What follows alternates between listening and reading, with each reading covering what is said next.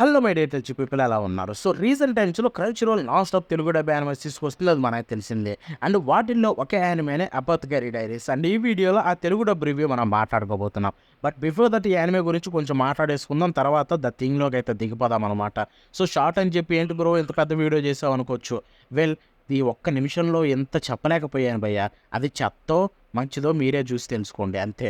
Well firstly anime విషయానికి వెళ్ళిపోతే 'అపోథెకరీ diaries' మీకు అక్టోబర్ 2023లో అయితే రిలీజ్ అయిందనమాట. అంటే దీంట్లో సీజన్ 1 ఉంది. దాంట్లో సీజన్ 1లో టోటల్ మీకు 24 ఎపిసోడ్స్ అయితే ఉన్నాయి. సీజన్ 2 కూడా ఆల్రెడీ అనౌన్స్ అయింది. అది నెక్స్ట్ ఇయర్ 2025లో రాబోతుంది. సో ఈ యానిమే విషయానికి వెళ్ళిపోతే literally one of the greatest experience అయితే కలిగిస్తుంది. చెప్తున్నాను 24 ఎపిసోడ్స్‌లో ఒక్క ఎపిసోడ్ కూడా మీకైతే నచ్చకుండా ఉండడానికి లేదు. ఎవ్రీ ఎపిసోడ్ వర్త్ వాచ్ అని చెప్తాను. ఎవ్రీ ఎపిసోడ్ మీకు గ్రేట్ ఎక్స్‌పీరియన్స్ కలిగిస్తుంది. అండ్ ఇంత త్వరగా అయిపోయిందేంటా అన్న ఫీలింగ్ కలిగిస్తుంది. ఆ అక్టోబర్ 2023లో వచ్చిన వాటిలో ఫ్రీ రేంజ్ మంచి ఎంటర్‌టైన్‌మెంట్ కలిగించే ఇంకొక యానిమే కూడా ఇదని చెప్పుకోవచ్చు. సో అంత బావుంటుంది. ఇప్పుడు దీని తెలుగు డబ్ విషయానికి వెళ్ళిపోతే సీజన్ 1 మొత్తం రిలీజ్ అయిపోయింది. యాజ్ ఐ సెడ్ 24 ఎపిసోడ్‌లు ఉన్నాయి. చూడాలనుకుంటే మంచి యానిమే తెలుగులో కూడా ఉంది. వెంటనే వెళ్లి క్రంచీరోల్‌లో చూసేయండి. అండ్ తెలుగు డబ్ మాత్రం దానికి క్వైట్ ఆపోజిట్ భయ్యా. యానిమే ఎంత బావుందో దానికి క్వైట్ ఆపోజిట్ అంటే ఏంటి? అంత వరస్ట్‌గా ఉందని అర్థం. లిటరల్లీ ఒకటి చెప్తున్నా. యెస్టర్‌డే షార్ట్‌లో నేనేం చెప్పాను మీకు? 'జామ్ 100' one of the best Telugu dub animes literally top 5లో ఉంటుంది తెలుగు డబ్ విషయానికొస్తే అని చెప్పా. అండ్ ఇది దానికి క్వైట్ ఆపోజిట్. టాప్ 3 వరస్ట్ డబ్బింగ్స్‌లో ఇది ఈజీగా ఉంటుందన్నమాట.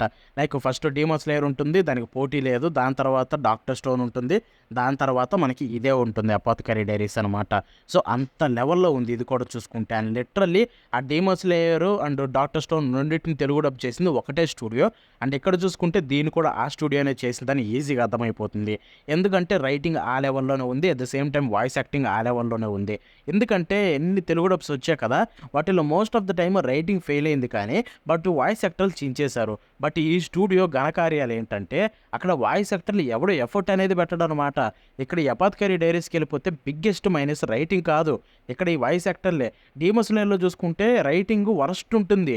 Compare to dubbing. డబ్బింగ్ కూడా అంతే వాయిస్ యాక్టర్లు అంతే దరిద్రం అనుకోండి. బట్ ఇక్కడ రైటింగ్ ఇంకా టూ క్రూయల్, టూ వరస్ట్ అది. బట్ ఇక్కడ చూసుకుంటే 'అపోథెకరీ డైరీస్‌లో' రైటింగ్ కొంచెం బెటర్ అనే చెప్పుకోవచ్చు. లిటరల్లీ కొన్ని రైటింగ్‌లు బెస్ట్ వేలో రాశారనమాట. కొంచెం పెద్ద పెద్ద డైలాగులు ఉంటాయి. అంటే కొన్ని వర్డ్స్ ఉంటాయన్నమాట క్రిటికల్ వర్డ్స్. వాటిని ఎంతో నీట్‌గా అయితే ప్రెజెంట్ చేశారు. బట్ వాయిస్ యాక్టర్లు వాటిని కూనీ చేసి పడేశారు. Especially main hero character voice actor. బాబోయ్! ఆయన ఎవడయ్యా బాబు! నాకిచ్చినా నేను ఫ్రీగా అంతకంటే చేసి పెడతా కదా వాయిసు. ఎలా చెప్పాడో తెలుసా? నాకు ఒక బుక్ ఇచ్చారు. ఆ బుక్‌లో డైలాగ్ ఇచ్చారు. నేను దాన్ని చదివేస్తా. అంతకంటే నన్ను ఎక్కువ అడగమాకండి. ఓకే. ఎక్స్‌ప్రెషన్‌లు అడిగితే నేను మాత్రం చేయను. మీరు ఇచ్చిన డబ్బులకి నేను ఇదే చేస్తా అన్న మైండ్ సెట్‌తో ఉన్నట్టున్నాడా ఆ మహానుభావుడు. అంత దరిద్రంగా చేశాడు. కొన్ని డైలాగులైతే బుక్‌లో చూసి చదవడానికి కూడా చదవలేనట్టు నీరసంగా మాట్లాడాడనమాట. నాకైతే దరిద్రమైన ఫీలింగ్ కలిగింది కొన్ని సీన్స్‌లో చూసుకుంటే. అండ్ మన main heroine most of the time తనే ఎక్కువ స్క్రీన్ మీద ఉంటుందన్నమాట. తనే మావో.